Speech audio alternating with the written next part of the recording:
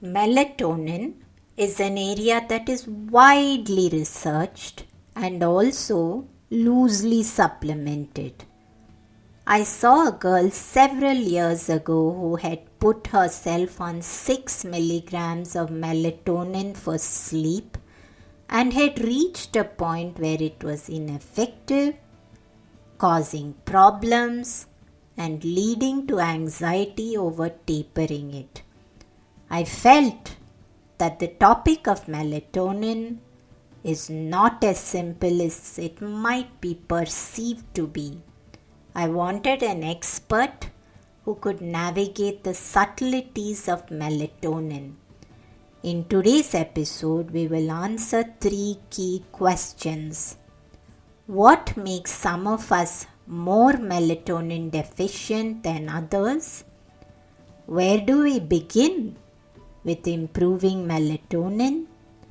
What do we need to know about melatonin supplementation?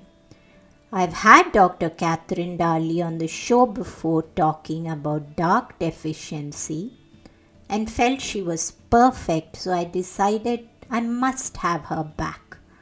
Dr. Catherine Darley is a pioneering, internationally recognized expert in the use of natural, behavioral, and lifestyle medicine for the treatment of sleep disorders. Dr. Darley founded the Institute of Naturopathic Sleep Medicine. She is playing an active role in the development of the field of naturopathic sleep medicine through her original research on naturopathic treatments for sleep and specialist training for other doctors. Let's get started.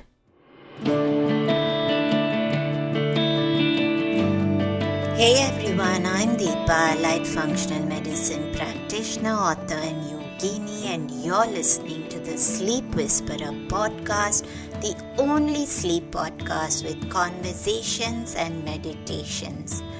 I'm on a mission to share profoundly insightful sleep conversations with global visionaries that merge together functional medicine and ancient wisdom. Breathe in bliss through weekly guided meditations and let yourself enter the land of dreams. Together, let's unravel the pieces, get to the roots, and understand the right tools to transform your sleep completely.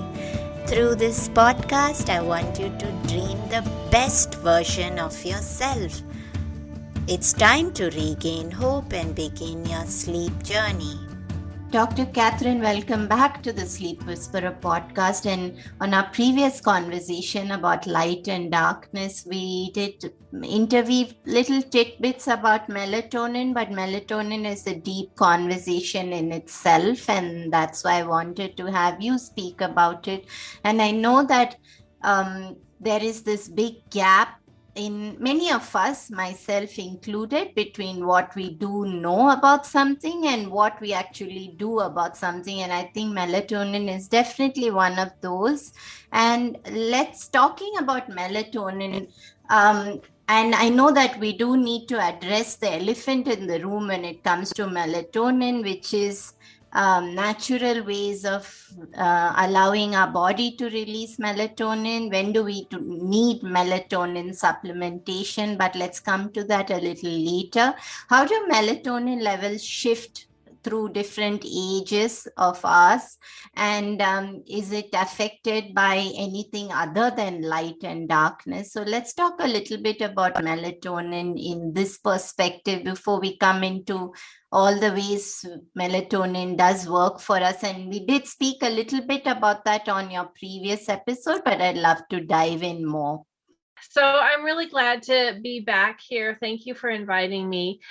So melatonin is getting a lot of talk right now, right? We're thinking about our natural endogenous melatonin. We're talking about melatonin supplements. Lots of people are choosing to take it on their own advice. And so let's talk a little bit about our natural melatonin first, and then we'll talk much more about the melatonin supplements. When when babies are born, they are not producing their own melatonin. It takes about 6 months, the first 6 months, until melatonin starts to be secreted in babies. But what's super cool, Deepa, is that women's breast milk has melatonin in it. And the melatonin levels cycle like it does in the brain. The melatonin level in the breast milk is more at night and less in the daytime. So if you have a woman who's pumping breast milk to give to her baby at other times of day, you probably want to put the time of day on the breast milk and then give it at the same time of day, so that the baby's going to be getting that nighttime breast milk with the melatonin levels in it at nighttime. So that's a cool thing. I don't know everybody knows. And then and for a second, I'm going to stop you for a second, Dr. Catherine, because that was super fascinating. I mean, I don't think I've ever heard this anywhere, but I do want us to also reassure our mothers like myself who couldn't produce enough breast milk, and I couldn't have enough adequate breast milk to feed my son. So what is that telling us for the rest of us is that, I mean, I don't want us to worry about the fact that if we cannot feed our babies, that we are not giving our babies adequate melatonin.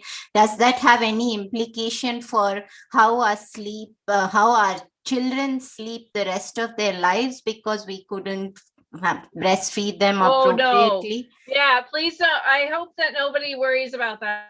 I don't want people to worry about that, because your baby's going to start producing their own melatonin around 6 months of age. And then what's really interesting is that melatonin secretion in 9-year-olds, 10-year-olds is really at the peak, actually, of what it is our entire life. And by the time a person's a teenager, their melatonin secretion at night is a little less than it was when they were that 9 or 10 years old. And then by the time you're about 30, you probably have only about 2/3 of the melatonin levels that you had when you were younger. And somebody who's 60, 65 years old will have just maybe 20% of the melatonin at each night that they had when they were younger. So, that's one of the reasons that I feel more comfortable giving older people melatonin every single night than I do young kids, because with young kids, it's unlikely that it is a melatonin deficiency unless they have some kind of medical condition that is associated with low melatonin.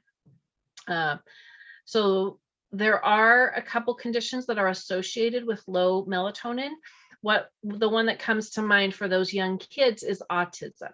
We find that people with autism have lower melatonin secretion, which is really interesting. And I don't think it's entirely known why that is. It's at this point, it's just something that we observe, but we may not know the full mechanism of why that is.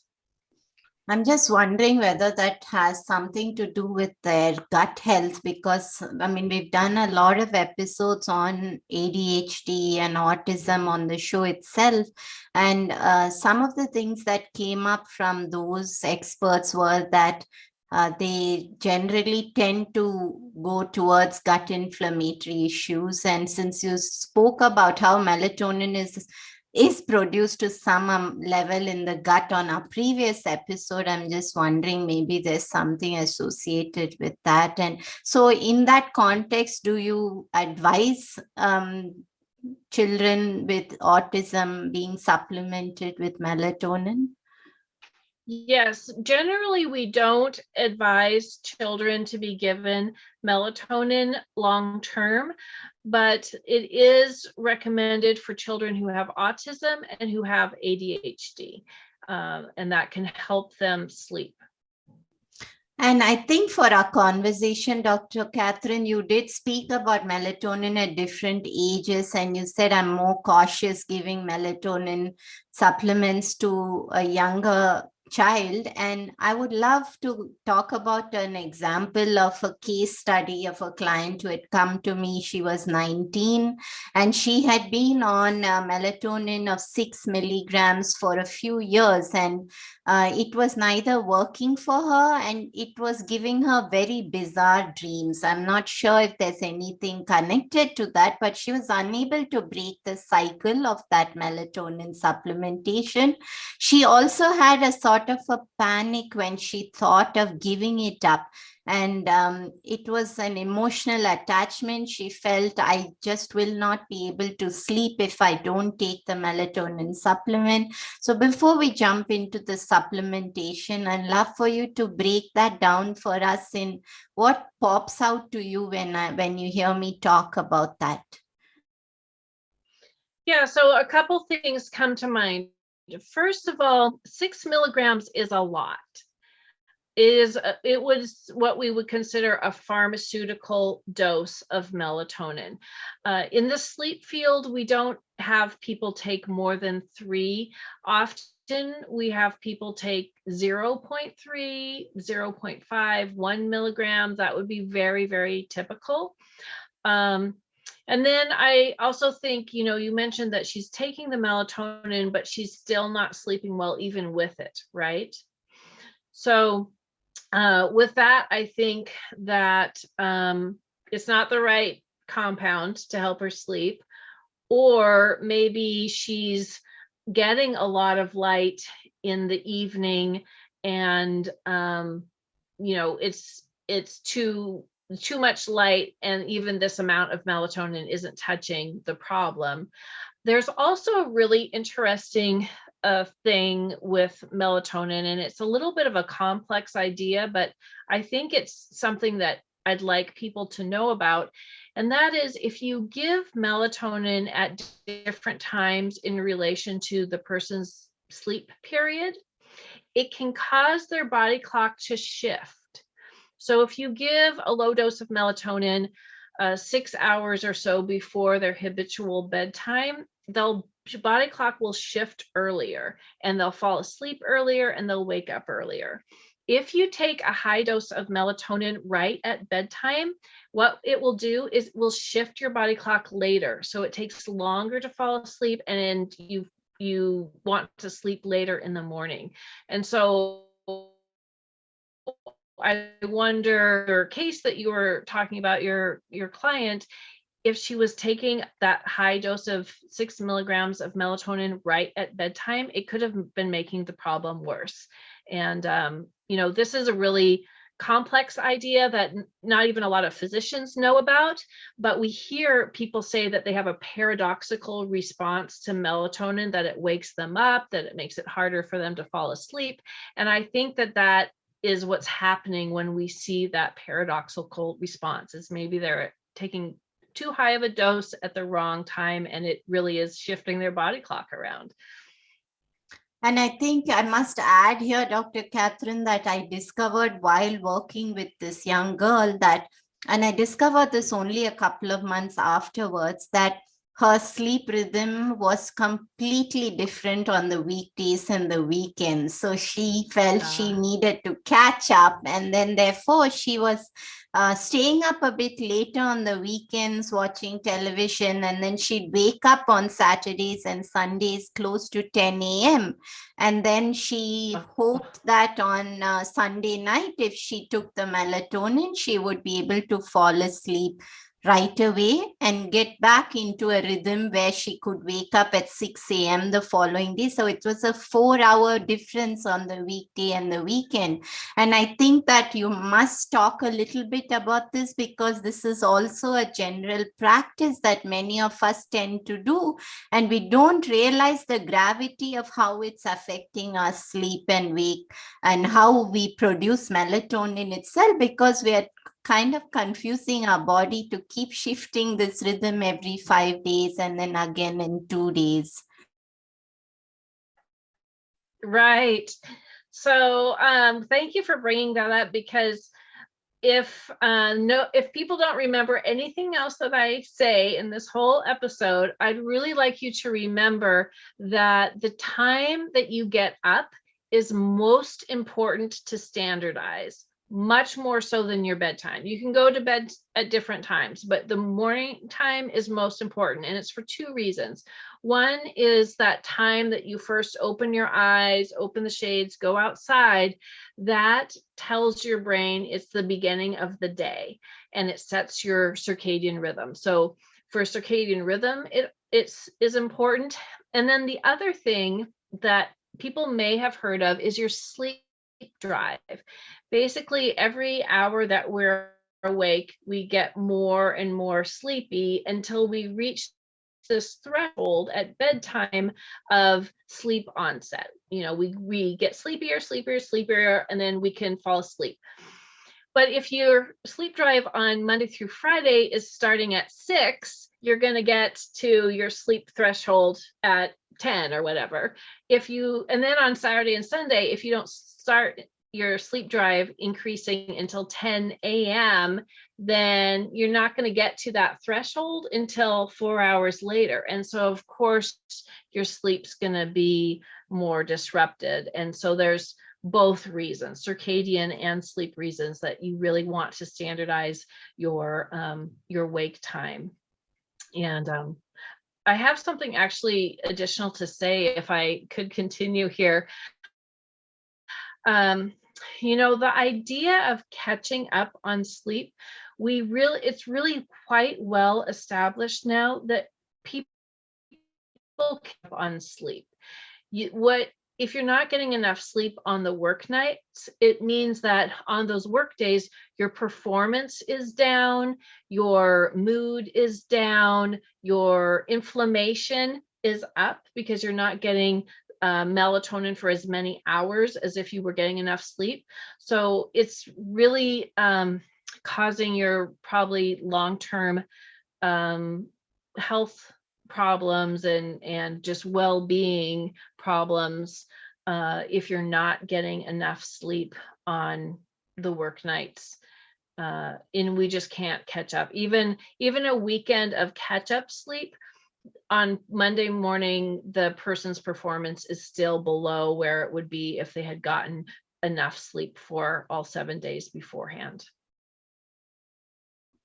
And I know we discussed a little bit about the benefits of melatonin on our previous episode, but I'd love to go into it a little again, simply because I've heard a lot of connection between melatonin and cancer, female cancer, and how it's been used even therapeutically in the cancer space. And we did a whole episode on cancer and sleep. So I'd love to talk again a little bit about the benefits of melatonin.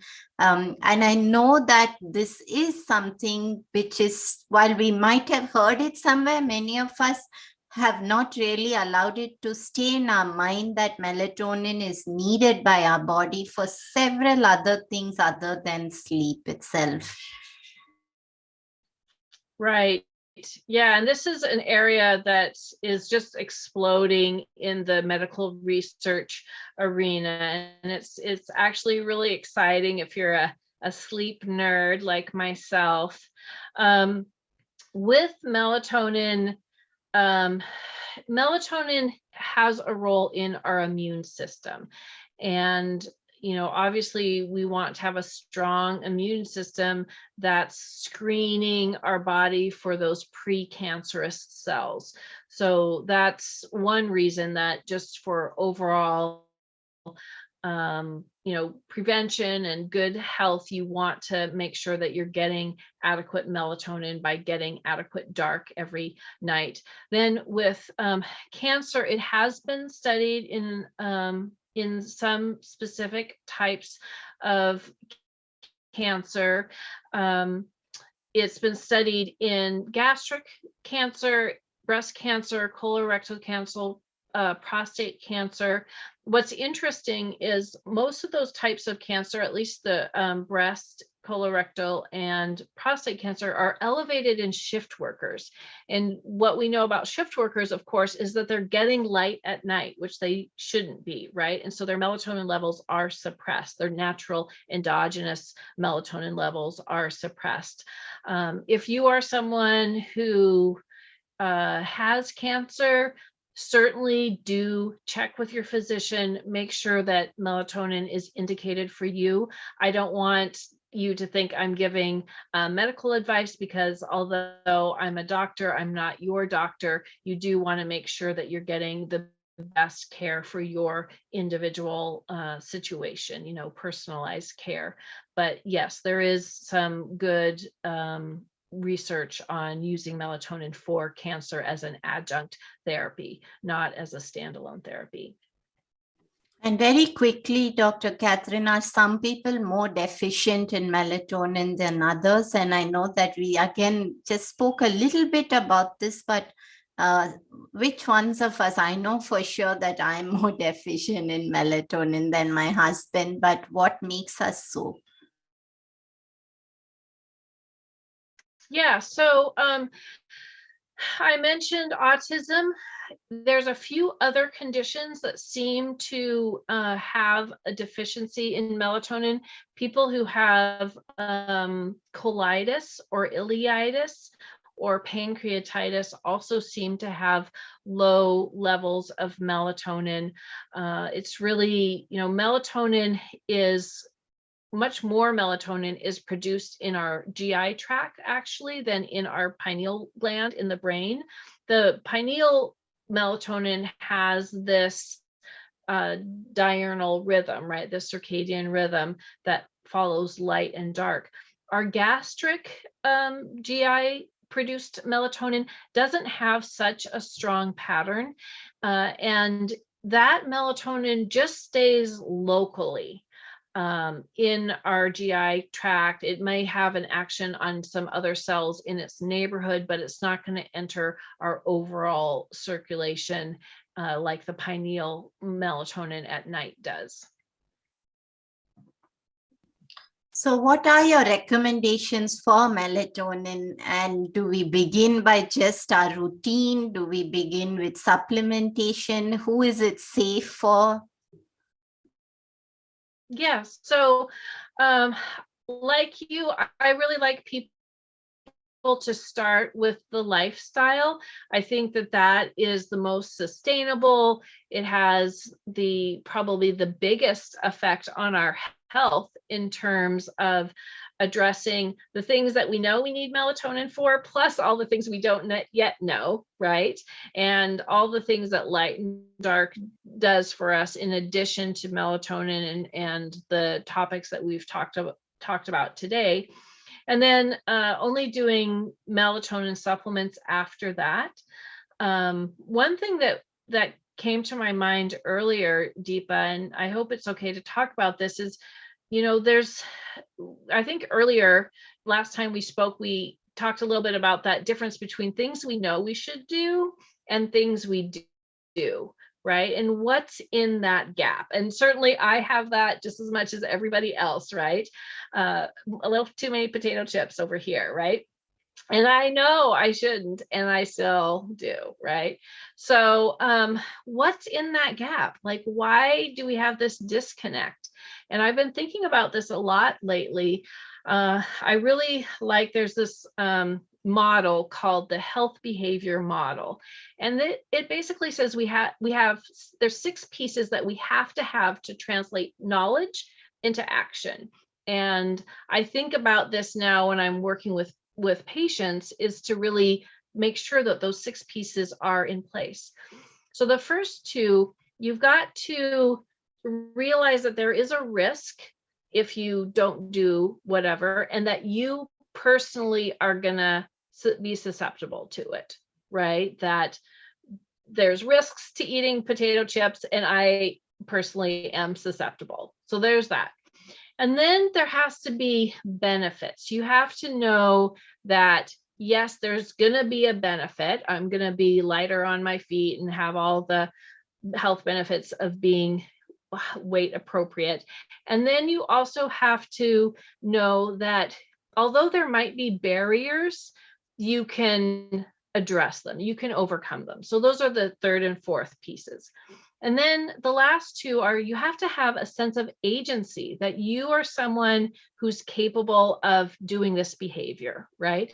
And then the last part, which I think is really important, is to have physical cues, to have cues to the action. So for instance, if you're someone who knows, okay, I need more darkness in that hour before bed to let my melatonin rise, having these kinds of blue light blocking glasses and leaving them on the coffee table right in front of the TV, so that you're watching TV before bed, you see the glasses and it triggers that memory of, oh yeah, I'm supposed to wear my glasses now, right? Rather than having them be in a drawer, something like that.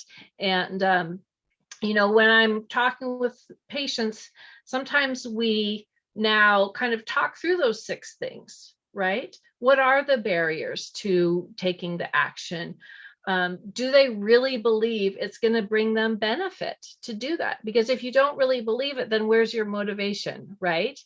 And sometimes there's a difference between things that we know or we hear and that we really believe, right? I think that's true with most people have heard by now not to be on the screen for the hour before bed, but I think sometimes people don't believe it can really make that big of a difference, right? So yeah, so that's one thing I've been thinking about in terms of those health behaviors and how do we really get to the point of we practice them and we incorporate them in our lifestyle. I think it's so important you spoke about that gap, because as I mentioned to you, for me, it's almost as if some of these knowledge have become the wallpaper in all our lives. It's just there and we see it, but we don't even remember. It's become part of just being in our space. It's not even reminding us anymore that we need to do something. But before we close the episode, I do want to speak a little bit about melatonin supplementation. Who might need it? When might it be needed? Is it really so safe to be buying over the counter and self-medicating melatonin? Is there safety in that? Or do you recommend that someone do see a sleep practitioner for something like melatonin supplementation? Yes, so lots of questions and lots of answers there for us. With melatonin, I like people to go with what are more the physiological doses, the 0.3, 0.5, 1 milligrams. Those are going to be more equivalent to what a person's body naturally produces when they're young, as opposed to these pharmaceutical doses, which sometimes may be appropriate under a physician's guidance for a specific disease. But for general practice, I wouldn't do anything more than 3 milligrams at the very most. I like plant melatonin. One thing that people may not know is that most of the melatonins that you can buy are synthetically made in a lab, whereas there's one plant melatonin that is made from plants, because plants also have melatonin. It's protective for them. And then you do want to think about quality. There was a study coming out of Canada where they pulled 30 brands off the shelf at the grocery store, and the amount of melatonin in the capsules was quite variable from what it said on the label. Sometimes almost 5 times as much, sometimes less than was labeled. And then there were some contaminants in the melatonin, a couple of the brands of melatonin. And so if you can get melatonin through a healthcare provider or a pharmacy that has really good quality melatonin, I think for this, it's worth doing that. Yeah. And then I wouldn't give a young person under 20 melatonin for a long time, unless they have that ADHD or autism that we mentioned earlier. Somebody who's 50 or older, I would feel more comfortable having them take a low dose of melatonin for a longer period of time. Any final melatonin words, Dr. Catherine? Another great conversation with you, but anything that you'd like to leave us with today? I would just like to thank you for being here and to really, knowing that melatonin has all of these actions in the body. Melatonin is acting in every cell. Melatonin is important for mitochondrial health, which we've been hearing more about lately. You really want to make sure you're getting sufficient dark.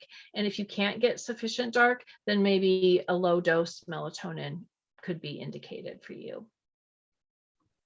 Thank you, Dr. Catherine. And I know that people can find you at your Instagram or at your website. Your website is naturalsleepmedicine.net and Instagram at skilled sleeper. And once again, I want to honor your time, but thank you for being here today. Thank you. In this episode, Dr. Catherine spoke about melatonin. There was so much information to unpack. Let me end the episode with my perspective. Melatonin supplementations have never been my go-to for resolving sleep challenges in my clients. When the system is off balance or when the liver is congested, it can quite possibly add to several more challenges with this addition. There is so much we can do to gently persuade our body to optimize melatonin release, which is why one of the first thing I have my clients do is regularize sleep rhythms on the weekdays and the weekends, and suggest having a routine where you are asleep by 10 p.m. My personal mantra for all things health is simplify before you complicate. If you have done everything foundational and still need a little scaffolding, that is absolutely fine. But always begin with a strong foundation of circadian rhythms. Have a great day. Hi everyone, I hope you enjoyed the show today. Just a reminder that this podcast is for information purposes only.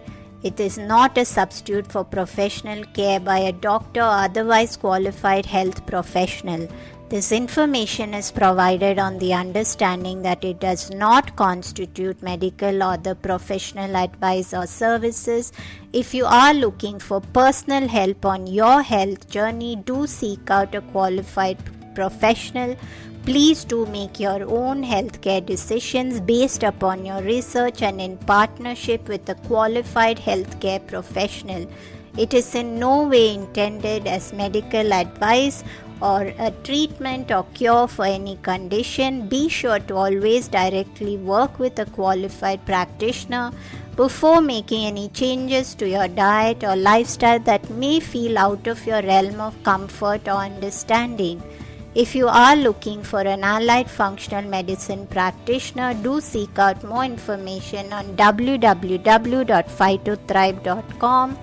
It is important that you have someone who is qualified and understands your health personally in order to provide adequate care, especially when it comes to chronic health conditions. Be sure to subscribe to the Sleep Whisperer podcast on your favorite podcast app to get each episode as soon as it launches.